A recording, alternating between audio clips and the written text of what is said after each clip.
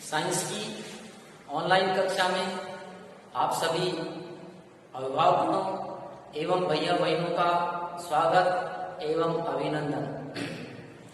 कक्षा 10वीं विषय विज्ञान दिनांक 21 अगस्त 2020 वार शुक्रवार पाठ 3 आनुवंशिकी।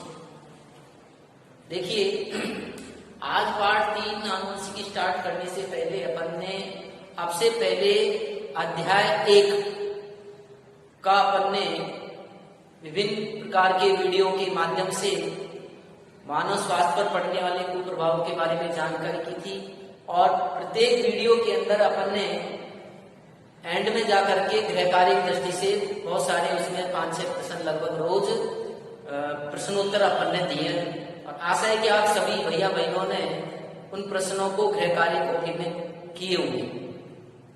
अब पाठ जो अपना 1 है उसके पाठ्य पुस्तक के जो पीछे के जो प्रश्नोत्तर हैं, मैं शायद समझता हूं कि उनको कराने का कोई औचित्य नहीं है, क्योंकि जब सभी भैया बहनों ने वीडियो में दिए गए गृह कार्यों को अगर आपने ठीक प्रकार से समय पर किए होंगे तो उन सभी प्रश्नों के उत्तर जो पाठ्य पुस्तक में आज जो प्रश्न अपन कराते हैं वो यहाँ पर नहीं कराएंगे, क्योंकि उन सब के उत्तर आपको पिछले वीडियो में किए गए गृह कार्यों के अंदर आपको मिल जाएंगे।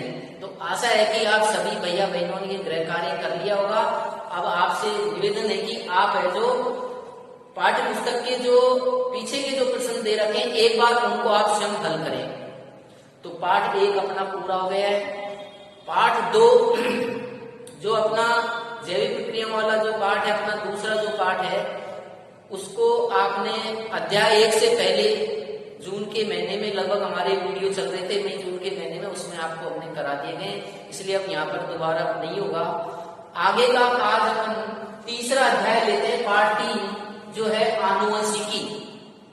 आनुवंशिकी पाठ के अंदर अपन क्या पढ़ेंगे, देखिए कि इस वाले पाठ के अंदर पढ़ने से पहले कुछ यहाँ पर शब्द दिए हैं और उन शब्दों के बारे में जानकारी होना बहुत ही आवश्यक है। तो सबसे पहले आइए हम जानकारी करते हैं आनुवंशिकी लक्षण क्या होते हैं। देखिए, संतानों में क्या होता है, माता पिता के जो विभिन्न लक्षण होते हैं वो जीनों के माध्यम से, विभिन्न लक्षण कह दीजिए, गुण कह दीजिए, तो वो जीनों के माध्यम से एक पीढ़ी से दूसरी पीढ़ी में संचरित होते रहते हैं। तो इस प्रकार के वंशागत जो लक्षण होते हैं उन्हें हम आनुवंशिक लक्षण कहते हैं। जैसे आपने देखे होंगे बहुत से माता पिता की आंखें जैसे नीली भूरी है, मंजर जो बालक की भी होती है। बहुत से माता पिता के बाल हैं जो घुंघराले होते हैं, तो संतान के बाल भी घुंघराले आ जाते हैं। काला रंग है, किसी प्रकार गोरा है, काला रंग है, कद है, कोई बौना है माता पिता, तो बच्चे भी संतान बौने। तो ये इस प्रकार के जो लक्षण आप देख रहे हैं पीढ़ी दर पीढ़ी संचरित हो जाते हैं। तो इस प्रकार के लक्षणों को ही हमें जो क्या कहते हैं, आनुवंशिक लक्षण कहते हैं। तो यह दिया हुआ है संतानों में माता पिता के विभिन्न लक्षणों या दोनों जीन के द्वारा पीढ़ी दर पीढ़ी संचरण होते हैं। पीढ़ी दर पीढ़ी मतलब एक पीढ़ी से दूसरी पीढ़ी में संचरित हो जाते हैं। तो इस प्रकार के इन गुणों या लक्षणों को ही हम आनुवंशिक लक्षण कहते हैं। अगला टॉपिक है आनुवंशिकता, जिसको हम वंशागति ही कहते हैं। क्या कहते हैं, वंशागति, और अंग्रेजी में इसको हेरिडिटी कहते हैं। क्या होता है, देखिए, जनक से संतति में आनुवंशिक लक्षणों का एक पीढ़ी से दूसरी पीढ़ी में स्थानांतरित होना या एक पीढ़ी से दूसरी पीढ़ी में गमन करना क्या कहलाएगा, आनुवंशिकता, या इसको हम हेरिडिटी कहते हैं। देखिए लिखा हुआ है कि जनकों से संतति में आनुवंशिक लक्षणों का एक पीढ़ी से दूसरी पीढ़ी में स्थानांतरण होने की प्रक्रिया को ही हम आनुवंशिकता या वंशागति कहते हैं। देखिए, बहुत अच्छी बात ध्यान सुने, हेरिडिटी जो शब्द है इसको आपने आनुवंशिकता कहा है। हेरिडिटी शब्द का प्रतिपादन सर्वप्रथम किसने किया था, स्पेंसर ने। किसने किया था, स्पेंसर नामक वैज्ञानिक ने किया, जो 1863 में किया था। तो ध्यानपूर्वक सुनिए, कई बार ये बातें हैं जो परीक्षा में आ जाती है। तो हेरिडिटी शब्द का सर्वप्रथम प्रयोग 1863 में स्पेंसर नामक वैज्ञानिक ने किया था। आगे देखिए, अगला टॉपिक आ रहा है आनुवंशिकी।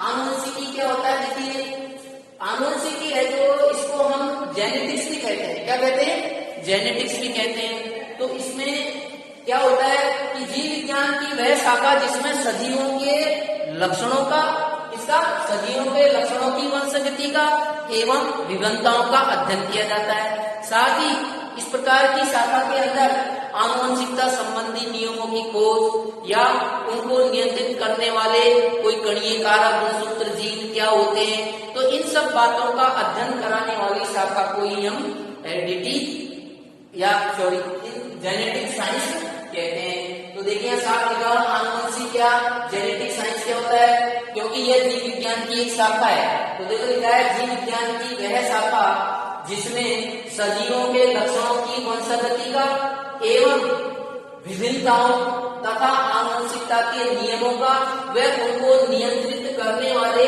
कारकों का अध्ययन किया जाता है, तो उसे ही हम आनुवंशिकी या फिर जेनेटिक साइंस कहते हैं। आनुवंशिकी शब्द का सर्वप्रथम प्रयोग करने वाले वैज्ञानिक थे जिनका नाम है बेटसन। ये भी परीक्षा में पूछा जाता है कि जेनेटिक शब्द का प्रयोग किसने किया था, तो जेनेटिक शब्द का सर्वप्रथम प्रयोग बेटसन ने किया था। किसने किया था? बेटसन नामक वैज्ञानिक ने किया था। और कब किया था? 1905 में किया था। इस शब्द की उत्पत्ति किससे हुई है? ग्रीक भाषा के जीन शब्द से हुई है। किससे हुई है?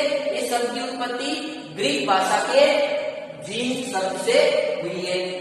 अगला टॉपिक आ रहा है देखिए विभिन्नताएं क्या होती है। देखो लैंगिक जन्म के दौरान आपने पढ़ा होगा पिछली कक्षाओं के अंदर कि जीवों के कोशिकाओं में अर्धसूत्री विभाजन होता है, और अर्धसूत्री विभाजन के दौरान है जो क्या होता है जीन विनिमय होता है, क्रॉस ओवरिंग। तो उसमें क्या है गुणसूत्र पर जीन है जो क्रम से अदला बदली हो जाते हैं, तो उससे जीवों में या संतानों में विभिन्नताएं आ जाती है। देखो लिखा है कि लैंगिक जन्म के दौरान जीव विनिमय होने के कारण एक ही जाति के सजीवों के मध्य परस्पर विभिन्नताएं पाई जाती है। यानी एक ही भैया बहन है जो समान नहीं होते गुणों में, लक्षणों में, उनमें निश्चित रूप से कुछ न कुछ विभिन्नताएं देखने को जरूर मिलती है। और ये विभिन्नताएं क्यों आती है?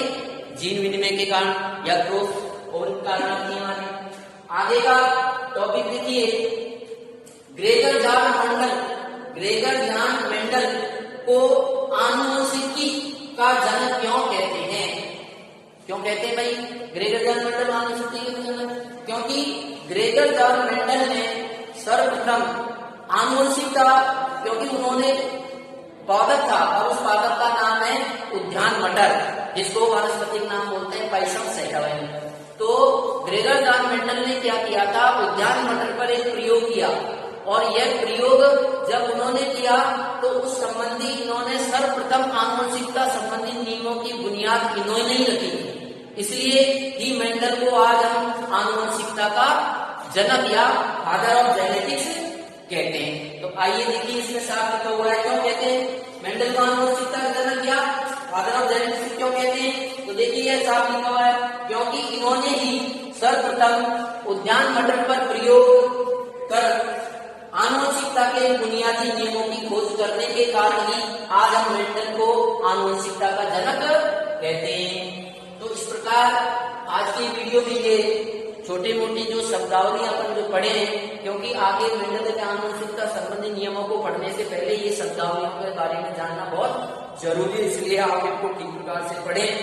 आइए थोड़ा सा इस बात को जानने के लिए आपने कितना सीखा, क्या प्राप्त किया आपने, उसके लिए कुछ गृह कार्य कर रहे हैं। गृह कार्य से अपन मूल्यांकन हो जाएगा आप सभी का, तो ध्यान से सुनिए।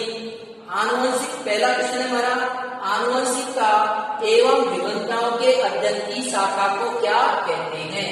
तो आप वन वर्ड आंसर देंगे आनुवंशिकी। देखो साफ लिख रखा है कि जीव विज्ञान की वह शाखा जिसमें सजीवों के लक्षणों की वंशागति मतलब आनुवंशिकता एवं विभिन्नताओं के अध्ययन की शाखा को क्या कहेंगे?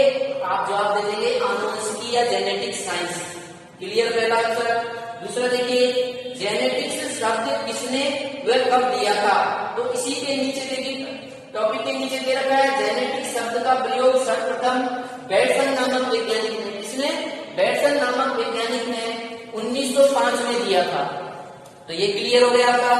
तीसरा क्वेश्चन देखिए मेंडल ने अपने प्रयोग किस पौधे पर किए थे? तो यहाँ साफ लिखा हुआ है मेंडल ने अपना जो प्रयोग है वो उद्यान मटर पर किया, अर्थात पाइसम सैटिवम में। तो आपका क्या जवाब हो जाएगा?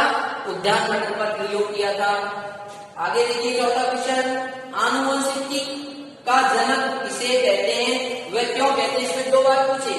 पहले तो ये बात बताइए कि मेंडल को आनुवंशिकता का जनक क्यों कहते हैं? क्योंकि मेंडल ने ही सर्वप्रथम आनुवंशिकता संबंधी नियमों की बुनियाद सर्वप्रथम इन्होंने ही रखी थी, इसलिए इनको हम आज आनुवंशिकता का जनक कहते हैं। लेकिन आप तो क्यों कहते हैं, वो तो इस बात का जवाब अगर इतनी पूछ रहे हैं आनुवंशिकी का जनक किसे कहते हैं, तो किसको कहेंगे? दो बात। तो पहला बात क्या होगी? जॉन ग्रेगर मेंडल को कहते हैं। क्यों कहते हैं? क्योंकि आनुवंशिकता संबंधी नियमों की बुनियाद सर्वप्रथम इन्होंने ही रखी थी, इसलिए आनुवंशिकता का जनक कहते हैं। तो यहाँ पर दिया हुआ है, आप पढ़ लेना टॉपिक के बाद, ग्रेगर मेंडल आनुवंशिकता का जनक क्यों कहते हैं, तो ये पूरा पढ़ लेना। अंतिम क्वेश्चन है हमारा पांचवा, देखिए, आनुवंशिक लक्षणों का एक पीढ़ी से दूसरी पीढ़ी से संचरण क्या कहलाता है तथा इस शब्द का प्रतिपादन किसने किया? तो यहाँ भी दो बात पूछी गई, एक पीढ़ी से दूसरी पीढ़ी में आनुवंशिक गुणों का लक्षणों को पहुंचाना क्या कहलाएगा? यहाँ लिखा हुआ देखो, आनुवंशिकता या क्या कहेंगे? हेरिडिटी कहते हैं। क्या कहते हैं? हेरिडिटी। और इस शब्द को सर्वप्रथम किसने दिया? ये लिखा हुआ देखो, सर्वप्रथम स्पेंसर नामक वैज्ञानिक ने 1863 में इसको किया था। तो ये हमारे गृह कार्य प्रश्नोत्तर हो गए, आप सब तैयार करना है। आज के वीडियो में इतना ही, इजाजत, नमस्कार।